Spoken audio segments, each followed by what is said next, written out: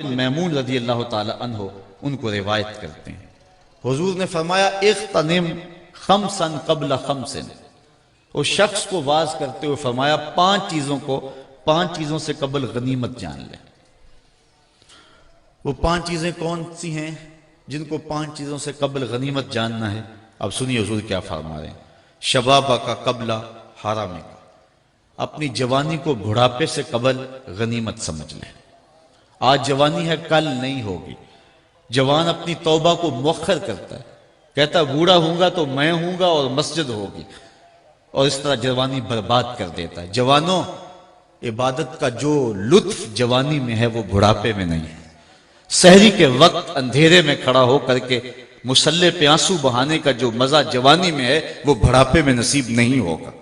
بڑھاپے کا ایک اپنا لطف ہے، لیکن جس طرح ہر کام کا ایک مزہ جوانی میں ہے، ہر کام کا بھانکپن جوانی میں ہے، اللہ کو منانے کا اور اس سے لو لگانے کا دور بھی جوانی ہی ہے۔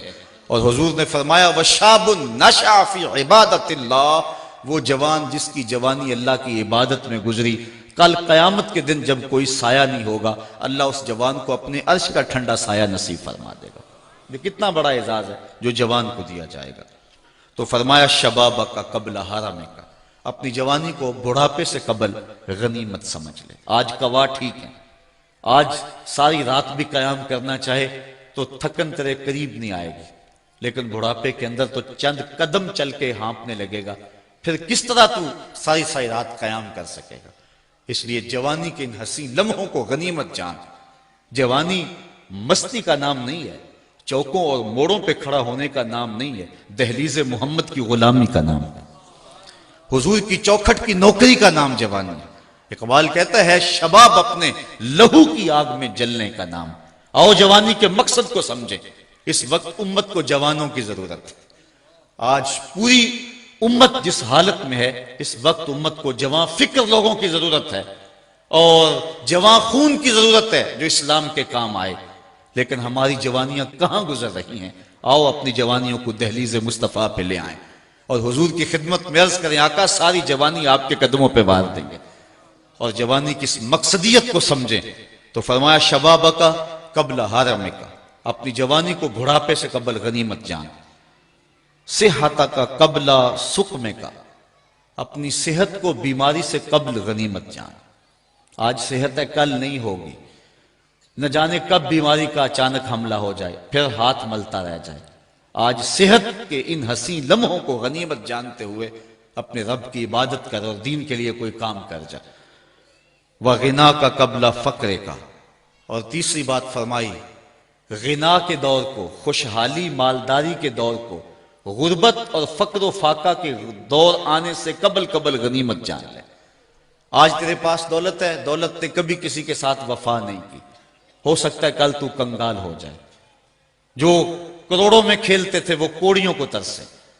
اس لیے آج تیرے پاس دولت ہے، آج اس سے فائدہ جو حاصل کر سکتا ہے کر لے، اللہ کی راہ میں جتنا لٹا سکتا ہے اس کو لٹا دے۔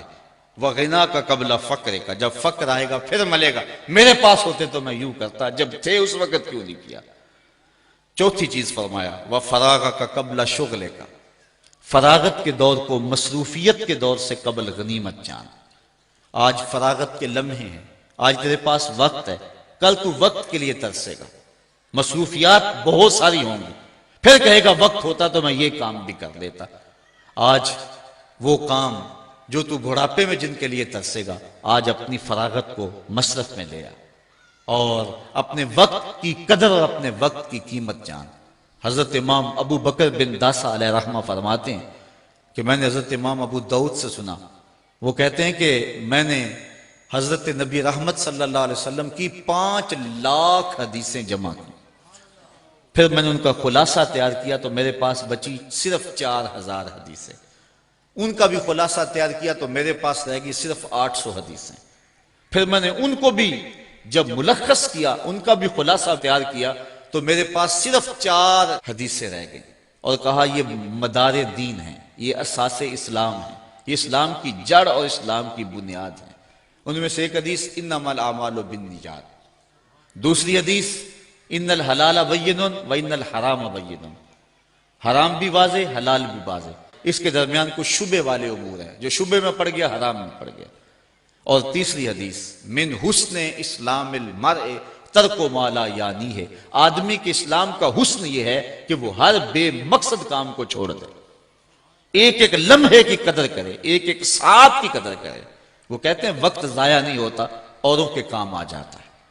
آج ہم نے بحیثیت امت مسلمہ اپنا وقت کھو دیا اور دشمنوں کے کام آ گیا۔ آج ہم کار مذلت میں ہیں۔ ہم نے فراغت کے ان لمحوں کو جو اب بھی میسر ہیں غنیمت جاننا ہے۔ اسلام ہمیں ایک ایک لمحے کی قدر کا درس دیتا ہے۔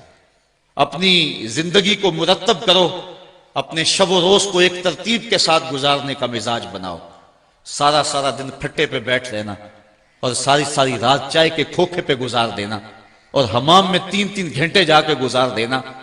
جس امت کو پوری دنیا میں جکڑا گیا ہو، جس امت کی بیٹی عافیہ صدیقی رو رہی ہو، بھلا اس امت کے جوانوں کو یوں آوارگی زیبا ہے؟ بھلا انہیں تو ایک ایک لمحہ لگا دینا چاہیے تعلیم و تعلم کی گزرگاہوں میں، اور اسلام کی سربلندی کے لیے ان کو ایک ایک لمحے کی قدر کرنی چاہیے۔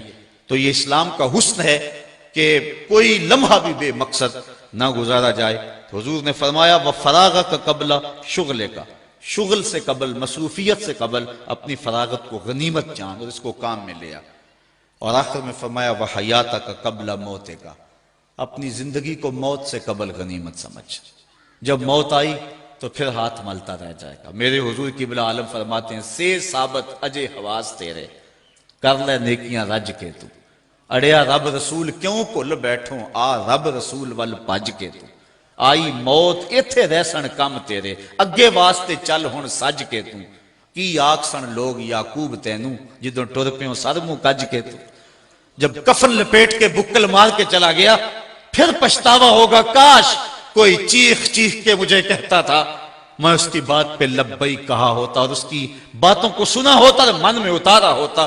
میں نے کانوں کی لذت لی اور چلا آیا اور میں نے ان باتوں کو من میں نہیں اتارا۔ کاش بندہ کہے گا مجھے ایک لمحہ دے دیا جائے، دوبارہ زندگی پہ پلٹا دیا جائے، میں تو پیشانی سجدے سے نہیں اٹھاؤں گا، لیکن پھر پچھتانے سے کچھ نہیں ہوگا۔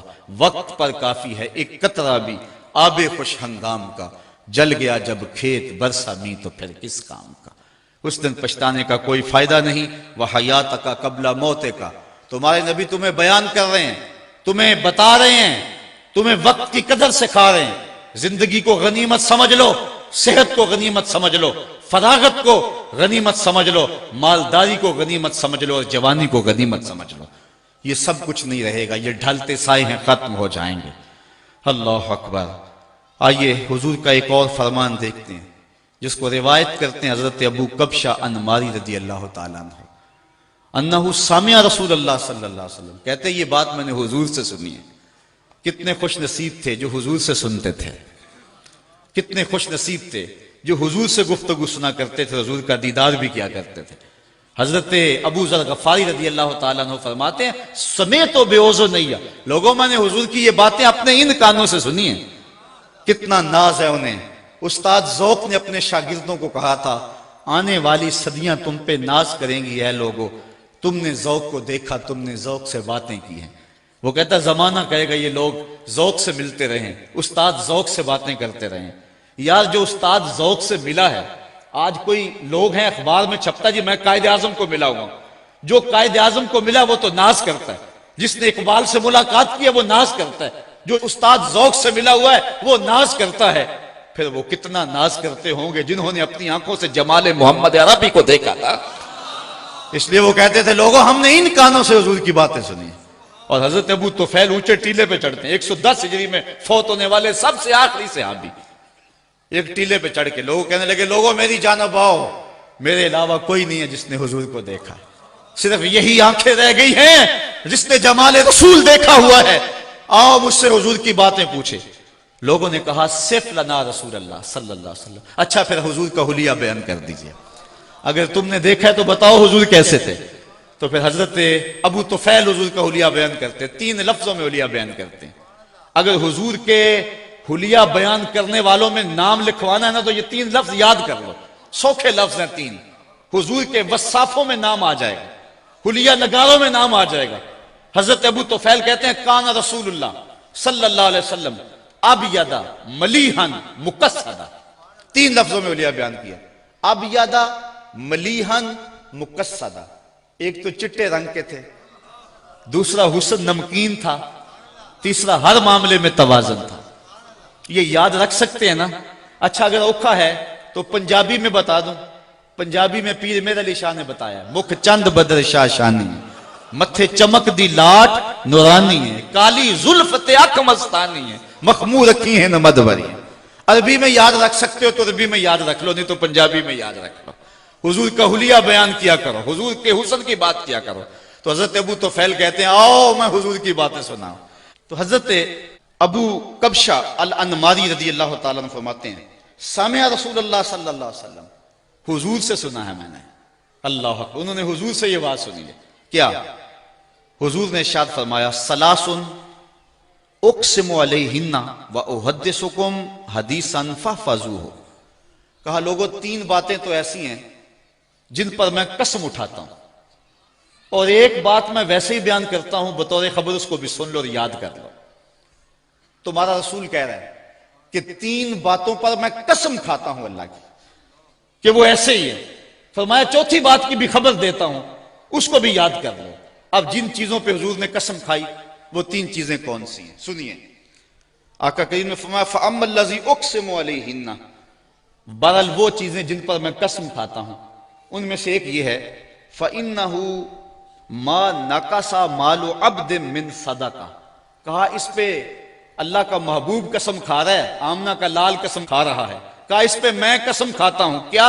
پہلی بات یہ ہے کہ صدقے سے مال گھٹتا نہیں ہے۔ فرمایا اس پر میں قسم کھاتا ہوں، جو مرضی کہے، کمپیوٹر کہے کہ کمی آتی ہے، اکاؤنٹنٹ کہے کہ کمی آتی ہے، تمہارا منشی کہے کہ کمی آتی ہے، کیلکولیٹر حساب کرے کہ کمی آتی ہے، حضور فرماتے ہیں میں قسم کھاتا ہوں کہ صدقے سے کمی نہیں آتی۔ اس بات پر تو میں قسم کھاتا ہوں۔ ایک بات یہ ہے جتنا مرضی خرچ کرو راہ خدا میں، حضور فرمایا میں قسم کھاتا ہوں کہ کمی نہیں ہو۔